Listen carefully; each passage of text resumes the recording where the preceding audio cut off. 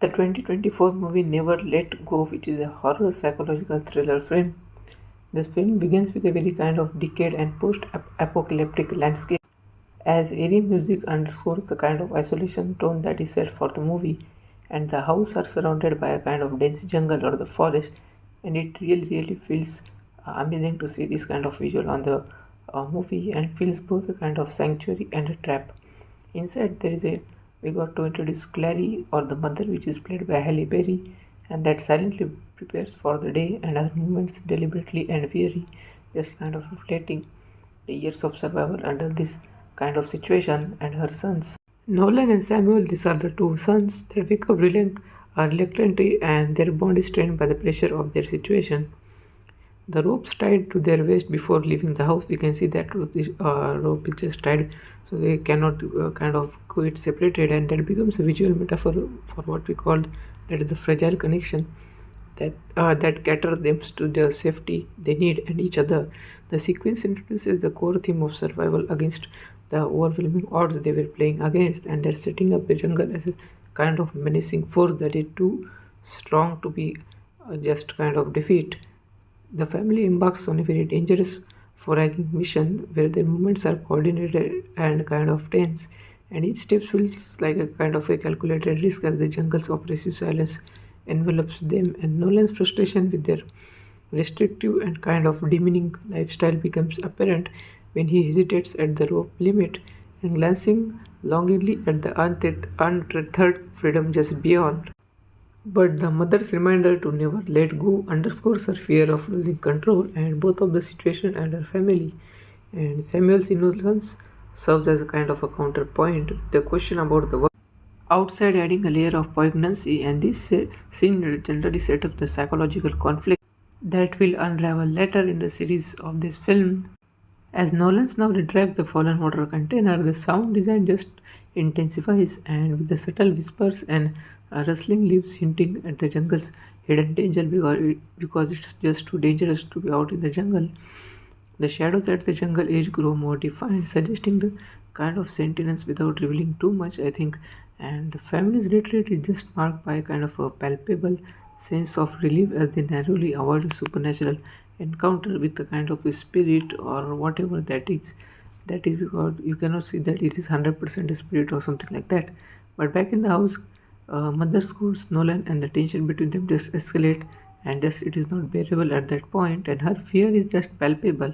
But Nolan's defiance hints at his growing doubt about the jungle's curse, and the scene just effectively raises the blending suspense with the character development, and overall the eerie atmosphere in that film just kind of feel you that you are really experiences a good thrill. And majority of the film chunks is shot in, I think, uh, in the Canada part, so that the forest scene is really great, and cinematography was just great, so you can really feel the thrill when the character are just kind of going through that condition or the situation of just getting frightened. It is the movie really sets a very good tone for that.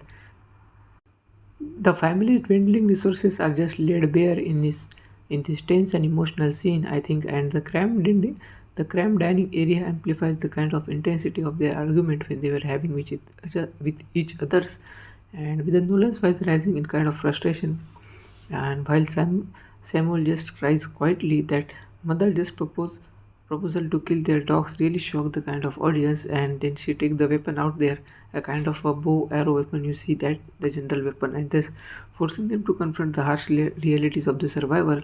And the camera just focuses on each character in a turn and kind of capturing their emotional turmoil when they were having this kind of conversation. It's really hard if you are killing your pet. That is, I think, one of the most disgusting and weirdest thing I have ever even heard all this time. And the dog sensing the tension adds a kind of additional layer of a unease by kind of growling softly.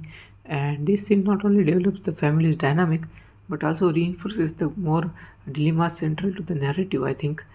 And this scene really show that this show that she was just kind of willing to take the life of the dog.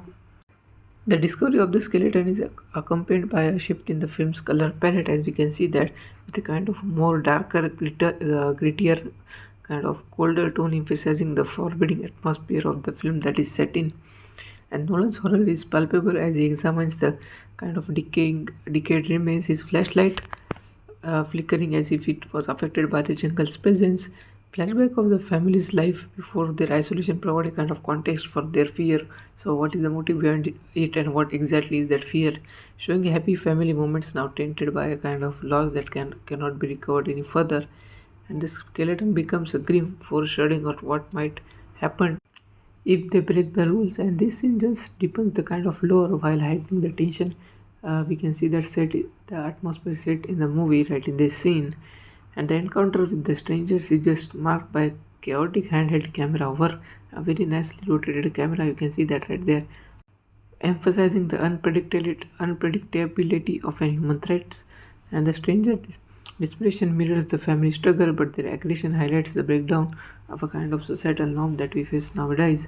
And in the post-apocalyptic world, and her mother's, that is the Claire's negotiation, showcases her strength and kind of resourcefulness, kind of a leadership she has, while Nolan's perspective instinct for Samuel reveals a softer kind of side to his rebellious nature, that he has a kind of very daring nature and kind of a fighting nature, I may say.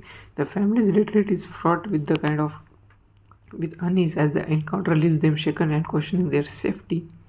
And Nolan's act of rebellion is framed as both as emotional kind of outburst and a moment of bravery. The moment he cut his rope is just punctuated by a sharp musical cue that is signaling the enormity of his decision.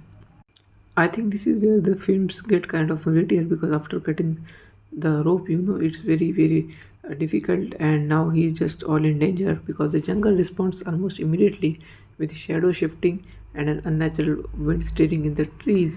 And the creature's appearance is just fleeting but a kind of terrifying. Very nice, I think, makeup, very good in the form a kind of a nasty version, and it forms barely discernible in the darkness.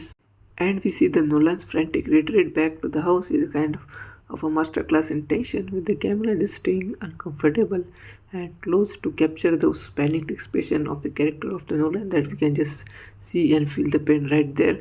And this scene just cements the jungle as a very kind of tangible and malevolent force that cannot be just defeated, and it is so huge that even we cannot try to fight the jungle itself, because it's a very big force. It has very powerful force.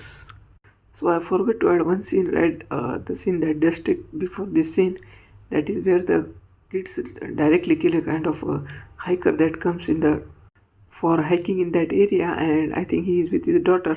So they just try to kill him. I mean, not kill him, but when the conversation takes place between them, and that goes kind of abrupt, and where the kids kill him, and when he just said that he was having kind of bunch of food that he can help with, so they just snatch him away the bag from him and use it for their own personal gain to consume the food. And they just found a photograph of his family where we can see his daughter and I think his wife. So after that scene, at night point, at the night scene, we can see her daughter just was trying to find her dad right there, and she arrives at the home that is present, that is our home of this Claire's home, so that is mom's home.